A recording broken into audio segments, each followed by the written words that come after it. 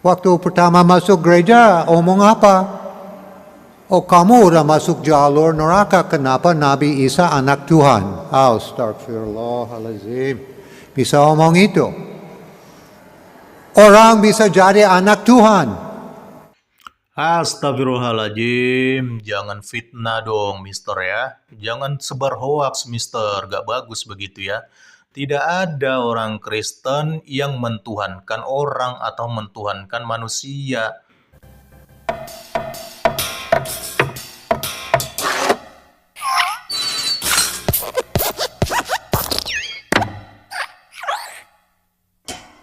Salam saudaraku, bertemu kembali dengan saya di Risans Channel dan saya harap teman-teman semua dalam keadaan sehat dan juga diberkati oleh Tuhan kita, Yesus Kristus.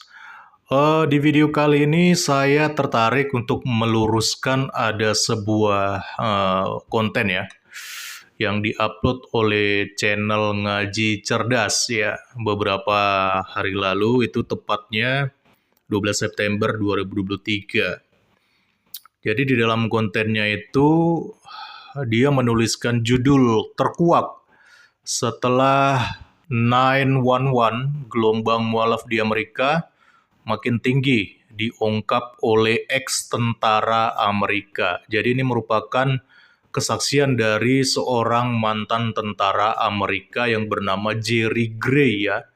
Dan kita akan melihat narasi apa yang dia sampaikan di dalam kesaksiannya dan kita akan kupas satu persatu apa yang dia sampaikan. Apakah benar dia berbicara tentang kebenaran atau malah sebaliknya. Hal ini perlu kita luruskan karena ada beberapa narasi yang dia sampaikan juga yang menyindir atau menyinggung tentang kekristenan. Mari langsung aja kita akan reaction videonya dan kita akan tanggapi bersama-sama. Kenapa saya masuk Islam? Saya mantan Angkatan Udara Amerika. Dulu nggak ada Muslim di dalam tentara Amerika. Sekarang ada. Dulu nggak ada. Ya, jadi Mr. Mu'alaf ini ya, dia mengaku sebagai seorang mantan Angkatan Udaranya Amerika.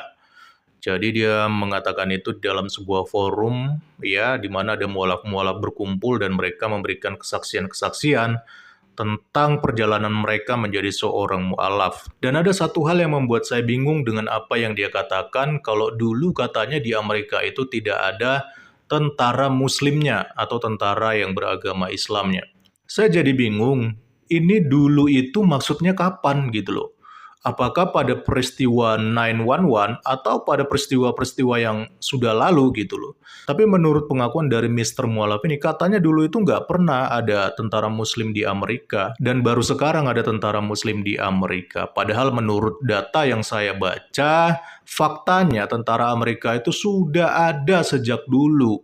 Bahkan pada saat peristiwa 911, bahkan juga pada peristiwa Perang Dunia Kedua, itu sudah ada tentara Amerika yang beragama Islam. Jadi saya sedikit ragu, ini beneran mantan Angkatan Udara Amerika atau orang Amerika yang cuma sekedar wajib militer doang, makanya dia nggak tahu tentang hal ini.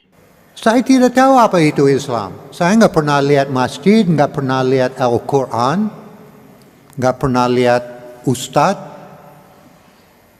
Di kota saya nggak ada orang pakai baju Muslim. Orang pakai baju Muslim, saya tidak tahu apa itu. Ya, jadi kata Mr. Mualaf ini dia tidak tahu apa itu Islam. Dia tidak pernah lihat masjid, tidak pernah lihat Quran, tidak pernah lihat ustadz. Bahkan di kotanya tidak ada orang pakai baju Muslim, katanya ya. Ya mungkin si Mr. Mualaf ini kurang bergaul orangnya ya, karena faktanya dari dulu itu sudah banyak ya Muslim yang tinggal di Amerika. Tapi kan kita nggak tahu juga, mungkin si Mr. Mu'alafnya ini kurang bergaul, ya kurang berbaur dengan masyarakat, makanya dia nggak tahu mungkin tentang Islam. Oh, Allah bikin hidup saya susah, saya asli teknisi pesawat. Saya dapat kerja di Arab Saudi, saya nggak mau kerja di Arab Saudi, saya pikir Muslim teroris, orang jahat. Lah ini bagaimana ini? Tadi katanya tidak tahu Islam, ya katanya tidak pernah lihat masjid, tidak pernah lihat Quran dan ustadz. Intinya tidak tahu tentang Islam lah. Dan kemudian dia mengatakan dia pernah jadi teknisi di Arab Saudi katanya. Tapi dia tidak mau ke sana karena ia berpikir kalau Muslim itu adalah teroris ataupun orang jahat. Pertanyaannya, kenapa tadi di awal dia tidak tahu tentang Islam, tapi tiba-tiba bisa berpikir bahwa Muslim itu teroris dan orang jahat? Ini bagaimana ini? Kalau nggak tahu ya nggak tahu aja. Saya nggak mau ke Arab Saudi. Saya lebih suka pilih susah. But habis susah nggak bisa makan hampir 6 bulan. Iya, luar biasa ya mualaf ini ya. Dia lebih pilih hidup susah, gak bisa makan hampir 6 bulan daripada dia kerja di Arab Saudi katanya. Luar biasa ini gak makan hampir 6 bulan katanya. Ya ajaibnya masih hidup ya Mister Mualaf ini ya. Jangan-jangan Mister ini itu manusia super ya, seperti Kapten Amerika itu yang bisa tahan lapar sampai berbulan-bulan. Makanya dia bisa hidup sampai 6 bulan gak makan katanya. Tapi kita maklumi aja, mungkin penataan bahasanya itu masih belepotan, karena dia kan bukan orang Indonesia asli. Saya datang ke Arab Saudi lihat Muslim bukan teroris. Muslim nggak rasis, nggak jahat. Muslim cinta Tuhan. Muslim mau masuk surga, saya juga mau masuk surga. Saya nggak mau salah. Saya mulai lihat-lihat Muslim. Di Arab Saudi, di luar Jeddah, di pinggir jalan, sudah jam zuhur. Allahu Akbar, Allahu Akbar. Mobil parkir di pinggir jalan, sholat di pinggir jalan. Saya tidak pernah lihat itu di Sudirman. Wow, ini orang Muslim punya iman. Waduh, ini gawat ini ya. Masa tolak ukur iman itu ditentukan dengan cara sholat di pinggir jalan ya?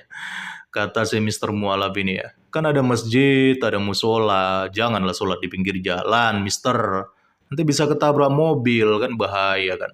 Tolak ukur sebuah iman itu bukan tentang sholatnya di pinggir jalan, tentang ibadah kita bisa dilihat orang, tapi bagaimana kita bersikap dalam sehari-hari, bagaimana kita menghargai dan menghormati orang lain, dan yang paling penting, iman itu tersimpan dalam hati, dan itu memancar di dalam praktek yang kita lakukan sehari-hari, bukan tentang bagaimana kita sholat di pinggir jalan. Alhamdulillah di Arab Saudi dapat hidayah dari Allah waktu saya pegang Al-Quran bahasa English. Waktu pertama saya pegang Al-Quran bahasa English, saya sudah tahu semua isi dalam buku ini benar betul sebelum baca satu pun halaman. Udah tahu. Sebelum pegang, udah lihat, sudah tahu. Ini buku benar. Belum lihat, belum pegang, belum baca Quran, tapi si Mister Mualaf langsung tahu kalau buku itu benar katanya.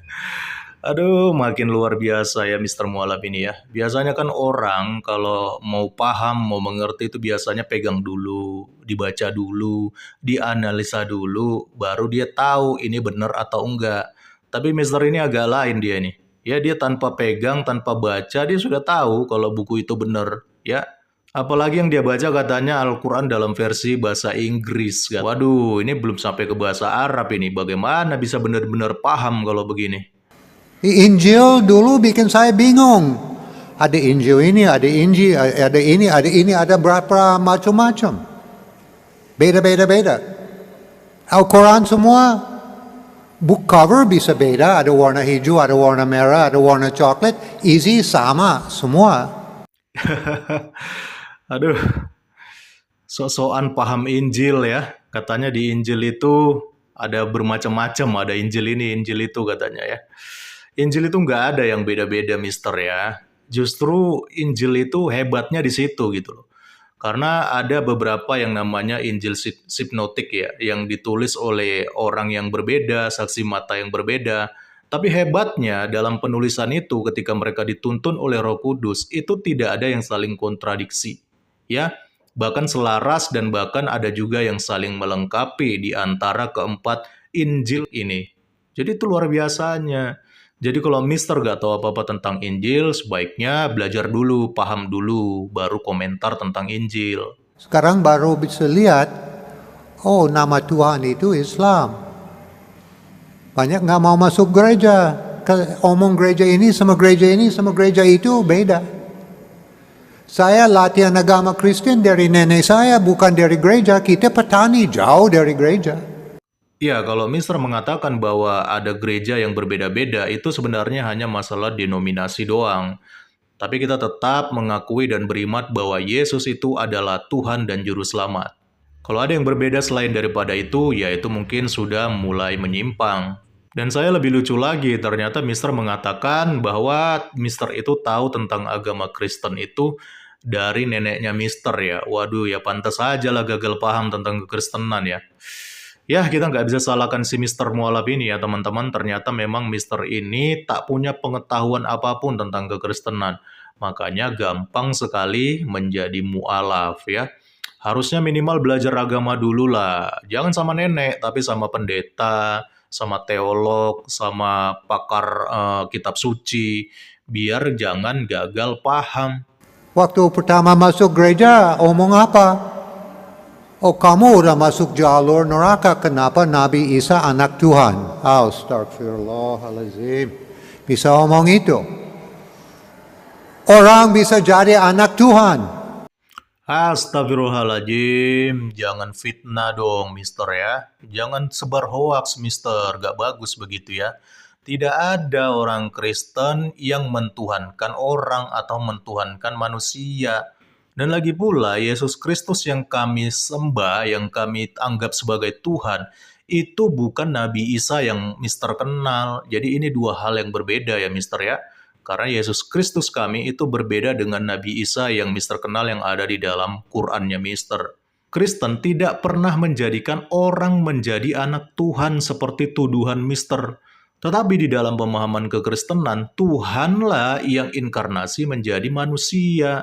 Jadi jangan dibalik-balik kedua hal ini supaya jangan gagal paham. Karena kalau dibalik itu kesannya Mister sudah membuat narasi sesat.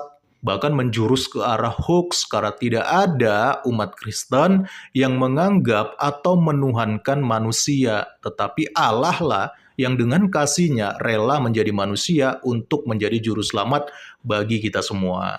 Begitu, Mister. Ya, dan saya tertarik ya dengan mualaf Jerry DeGray ini ya. Dan saya mencoba melihat rekam jejaknya, apakah ada di sosial media atau di internet.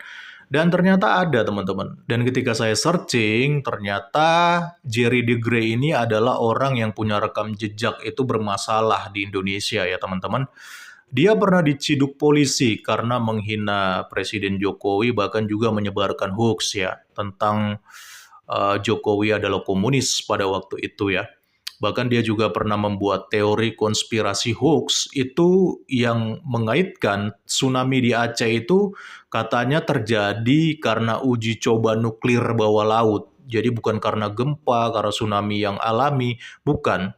Tapi dia menyebarkan hoax bahwa ada teori konspirasi kalau tsunami yang terjadi di Aceh itu karena adanya uji coba nuklir bawah laut. Nah, akibatnya dari beberapa isu hoax yang dibuat oleh mualaf Jerry DeGray ini, ia pun kemudian sempat ditahan polisi pada bulan Mei 2019. Waduh, jauh-jauh dari Amerika ke Indonesia ternyata cuma bikin rusuh dan cuma buat narasi-narasi hoax ya. Apalagi sampai berurusan dengan pihak kepolisian. Jangan begitulah Mister ya. Baik-baiklah kalau di negara orang ya. Jangan malah buat berita-berita hoax atau bahkan itu tadi nuduh-nuduh orang Kristen mentuhankan manusia, mentuhankan orang. Aduh, Mister ini bagaimana sih? Orang Amerika loh padahal. Dan ngakunya juga mantan tentara Angkatan Udara Amerika lagi. Tapi kok begitu sih di negara orang? Gak boleh begitu ya, Mister. Salam kritis, Tuhan Yesus memberkati. Salam.